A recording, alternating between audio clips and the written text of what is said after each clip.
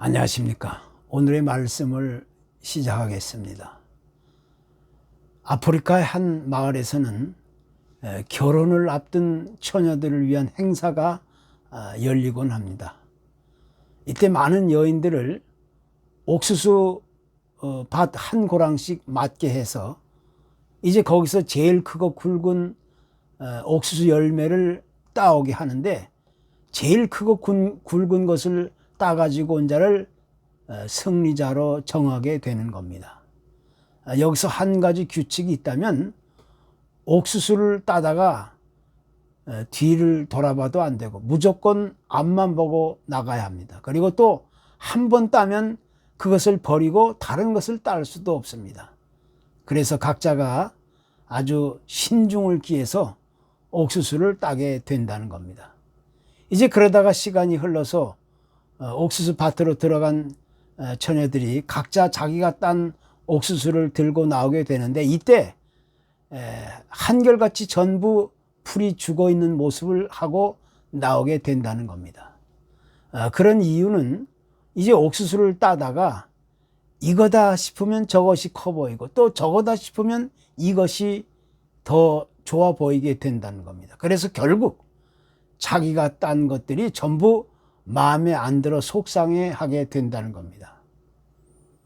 그래서 그 마을 사람들은 이와 같은 옥수수 따는 행사를 통해서 시집갈 처녀들이 신랑을 구할 때 바로 이러한 신중한 마음 자세를 가져야 한다는 사실을 배우게 된다는 이야기입니다. 그러니까 우리 인생의 아름다운 선택이 얼마나 중요한 것인가를 다시 한번 강조해 주고 있는 그런 이야기가 됩니다. 우리의 인생이란 곧 선택의 연속이라고 말할 수가 있습니다. 일상생활 자체가 선택으로 시작해서 선택으로 이어지게 되는 것입니다.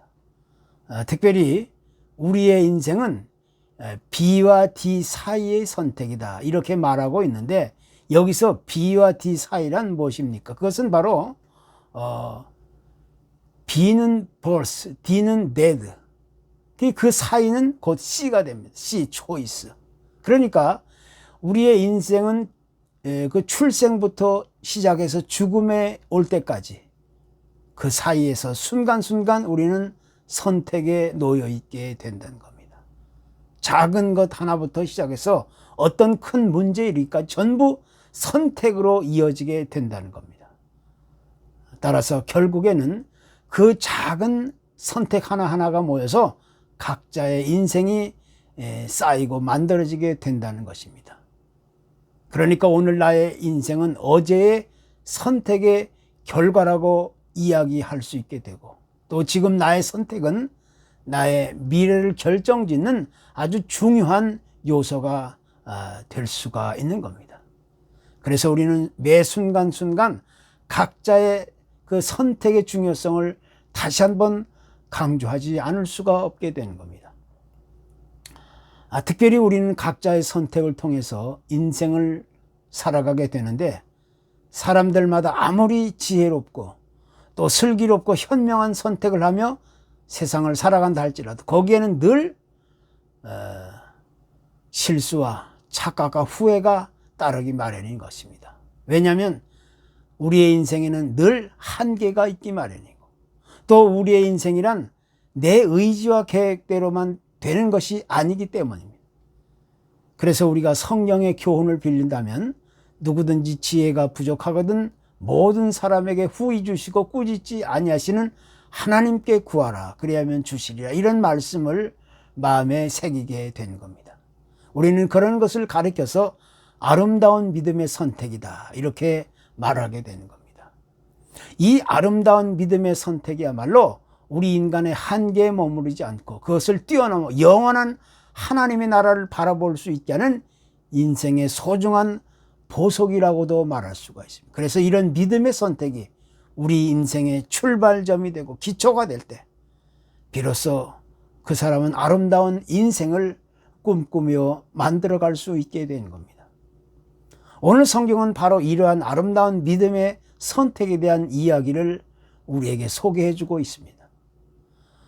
유대인 엘리멜렉이라는 사람과 나오미, 그리고 두 아들에 대한 이야기가 나오는데, 이들은 당시 이 베들레헴이라는 곳에 살다가 아주 그곳에 극심한 가뭄이 찾아오게 되었어요. 불가피하게 가족들의 그 목숨을 유지하기 위해서 모압이라는 지방으로 이주하며 살게 되었습니다. 이제 그러다가 그곳 외지에서 두 아들이 각자 장성하게 되자 이제 거기서 결혼을 하고 두 며느리를 맞이하게 된 겁니다. 비록 고향을 떠나 낯선 땅에서 외롭고 쓸쓸한 타향살이를 하던 신세였지만, 그런데도 그들은 잠시 행복한 시간을 가질 수가 있었습니다. 이제 그러기를 한 10여 년 세월이 흘렀을 즈음에 그 가정에서 미처 예상하지 못했던 아주 큰 불행과 비극이 찾아오게 되었습니다.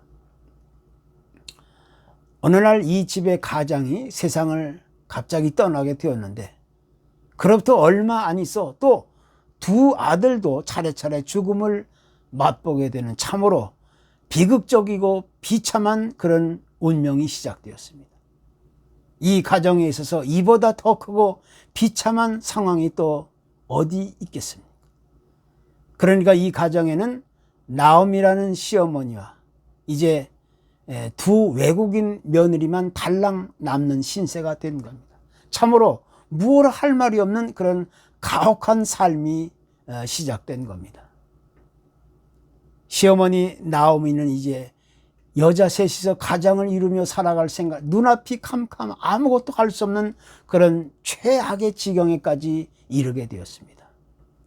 그래서 나오미는 많은 고민과 생각 끝에 그 이방 여인 두 며느리를 불러 앉혀놓고 이제 전후 사정을 자세히 이야기하면서 이제는 각자가 자기 친정집으로 다시 돌아가서 너희들의 장례를 다시 시작할 것을 아주 강력하게 권하게 되었던 겁니다. 시어머니의 그 마음이 얼마나 가슴 아프고 찢어질 듯한 그런 심정이었겠습니까? 생각만 해도 참으로 끔찍한 그런 상황이었습니다. 그러자 결국 첫째 며느리 그 오르바라는 여인은 시어머니의 그 강력한 권고에 뜻을 받아들이고 나오미에게 정중한 인사를 하고 자기 친정으로 돌아가게 되었습니다. 친정집으로 돌려보내는 시어머니 나오미의 그 가슴도 아프겠지만 이 며느리 오르바의 마음도 그렇게 절대 편할 수 없었을 것이 분명해 보입니다. 그리고 이어서 이제 나오미는 둘째 며느리인 룻에게도 친정으로 다시 돌아갈 것을 강력하게 권고했습니다. 그러나 룻은 무슨 생각에인지 의외의 반응을 보이게 되었습니다. 자기 눈앞에서 그 큰 며느리 오르바가 시어머니의 말을 듣고 자기 친정집으로 돌아가는 모습을 분명히 목격했음에도 불구하고 룻은 시어머니에게 그 거부의 뜻을 나타내 보였습니다. 자기는 시어머니의 강력한 권고를 따라 친정집으로 자기는 돌아가지 않겠다는 겁니다. 참으로 누가 보더라도 쉽지 않은 그런 의외의 생각이었습니다. 그러면서 룻은 시어머니를 따라 가겠다는 이제 강한 의지를 나타내 보였는데 이렇게 말합니다. 나에게 어머니를 떠나며 어머니를 따르지 말고 돌아가라 강권하지 마옵소서. 어머니께서 가시는 곳에 나도 가고 어머니께서 머무시는 곳에 나도 머물겠나이다. 어머니의 백성이 나의 백성이고 어머니 하나님이 나의 하나님이 되시리니 어머니께서 죽으시는 곳에 나도 죽어 거기 묻힐 것입니다. 만일 내가 죽는 일 외에 어머니를 떠나면 여호와께서 내게 벌을 내리시고 더 내리시기를 원합니다. 이런 아주 고백을 하게 됩니다. 룻은 여기서 이 어머니라는 말을 무려 8번이나 반복하면서 자신은 죽기까지 어머니와 함께하면서 어머니를 따라가겠다는 겁니다. 참으로 누가 보더라도 믿기 어려운 받아들이기 힘든 그런 아주 비장한 각오를 보였던 겁니다. 그러니까 이와 같은 룻의 태도는 단순하게 인간적 세상적인 의지와 결단과 각오에서 비롯된 것이 아니라 우리는 그의 아주 생각할 수 없는 아주 굳은 의지라는 것을 우리가 보게 됩니다. 이 어머니의 하나님이 나의 하나님이 되었다는 이 룻의 고백이야말로 하나님을 믿고 받아들이는 그 진정한 믿음에서 시작되었다고 우리는 볼 수가 있는 겁니다. 그래서 우리는 이것을 가르쳐서 아름다운 믿음의 선택이었다, 이렇게 말할 수 있게 되는 것입니다. 특히 신약 성경 로마서 10장 10절에도 사람이 마음으로 믿어 의에 이르고 입으로 신하여 구원에 이르는 이런 말씀이 있는데, 우리가 쉽게 이야기하는 믿음이란 무엇인가? 그것은 눈에 보이고 겉으로 드러나는 어떤 현상이나 결과를 의미하는 것이 결코 아닙니다. 그렇다고 해서 신앙인들이 보여주는 특별한 어떤 행위나 행동을 의미하는 것이 아닙니다. 그것은 마음으로 믿고 또 입으로 신한 것은 두 가지 의미를 내포하고 있는 겁니다. 즉 어떤 사실을 아주 충분하게 인식하고 받아들이고 마음 깊이 인정하며 나타내는 순수한 그런 행위를 뜻하고 있는 단어입니다. 그것이 바로 우리 그리스도인들이 배워야 할 진정한 믿음의 세계라고 할 수가 있습니다. 이런 믿음으로 우리의 삶이 차곡차곡 쌓여지게 될 때 우리는 결국 아름다운 믿음의 선택을 할 수 있게 되는 겁니다. 한마디로 이야기한다면 하나님의 말씀을 내 마음 깊이 받아들이고 인정하고 그 말씀과 뜻에 따라 순종하고 의지하며 세상을 살아갈 수만 있다면 우리는 곧 하나님이 인정하실 수 있는 아주 진정한 믿음의 사람이 될 수 있는 것입니다. 그런 믿음의 사람으로 세상을 살아가게 될 때 우리는 아름다운 믿음의 선택을 할 수 있는 사람이 되는 겁니다. 다시 생각해 보면 룻은 분명하게 고향 친정집으로 다시 돌아가서 새로운 자기 인생을 시작할 수도 있었을 것입니다. 그렇게 되면 지금보다 더 여유롭고 풍요롭고 또 편안하고 안락한 삶을 누릴 수도 있었을 것입니다. 그러나 룻은 결코 그 길을 선택하지 않았습니다. 비록 이미 무너진 시집온 가정에서 시어머니와 함께 초라하고 불편하고 가난한 삶을 이어간다 할지라도 이것이야말로 하나님을 믿는 백성들이 따라가야 할 진정한 믿음의 길이라는 사실을 그는 가슴 속에 깊이 생각하고 있었습니다. 그리고 이 길이야말로 하나님의 백성들이 누리게 될 진정한 축복의 삶이라는 사실을 깨달아 알게 되었던 겁니다. 그래서 룻은 세상의 많은 사람들이 소원하고 기대하는 세상적인 어떤 풍요로운 삶을 뒤로하고 시어머니 나오미의 뒤를 끝까지 따를 것을 결심하게 됩니다. 이러한 행위를 우리는 아름다운 믿음의 선택이었다, 이렇게 말하게 되는 것입니다. 이제 결국 나오미는 10여 년 만에 정들었던 고향 베들레헴으로 초라하게 부끄러운 모습을 가지고 다시 돌아오게 되었지만 거기서 이제 새로운 인생을 시작할 수 있게 되었습니다. 그리고 룻은 거기서 새로운 가정을 이루며 생각할 수 없었던, 상상도 할 수 없었던 다윗의 족보를 이어가는 축복의 주인공으로 이제 우뚝 남게 되었다는 겁니다. 선택이란 이렇게 우리가 미처 생각할 수 없는 엄청난 일과 그 결과를 가져오게 하는 그런 동기와 시작점과 분기점이 되는 것입니다. 그래서 한 번의 잘못된 선택이 평생은 그 망치는 일이 되기도 하고 또 한 번의 아름다운 선택이 평생을 아름다운 삶으로 하게 되는 일도 생기게 되는 겁니다. 잠언 16장 25절에 이런 말씀이 있습니다. 어떤 길은 사람이 보이기 바르나 필경은 사망의 길이니라. 이것을 새번역 성경은 이렇게 말합니다. 사람의 눈에는 바른 길같이 보이나 마침내는 죽음에 이르는 길이 있다. 이 가룟 유다는 단 한 번의 잘못된 선택으로 말미암아 은30에 예수님을 팔아넘기고 비참한 운명을 맞이해야만 했던 사실을 우리는 기억할 수가 있습니다.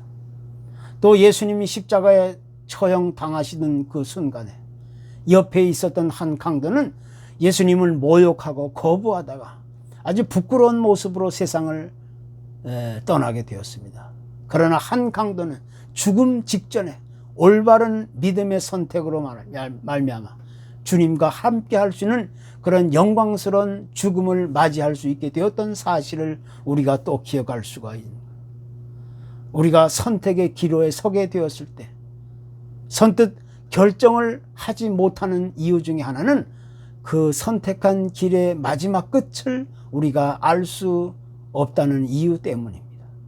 만약 누구든지 내가 선택한 길의 그 끝을 알 수만 있다면 세상에서 잘못된 선택을 하는 사람은 아마 아무도 없을 것입니다.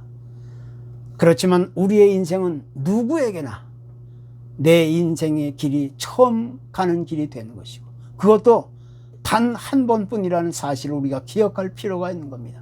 그렇기 때문에 올바른 선택이야말로 이 세상에서 그 무엇보다 중요한 것이 아닐 수가 없는 겁니다. 그리고 아름다운 믿음의 선택이야말로 내 인생에 있어서 그 무엇보다 아주 필수적인 요소라는 사실을 우리는 부인할 수가 없는 겁니다. 그래서 우리는 오늘도 아름다운 믿음의 선택을 이어갈 수 있는 하나님의 사람들이 되기를 간절히 소원합니다. 감사합니다.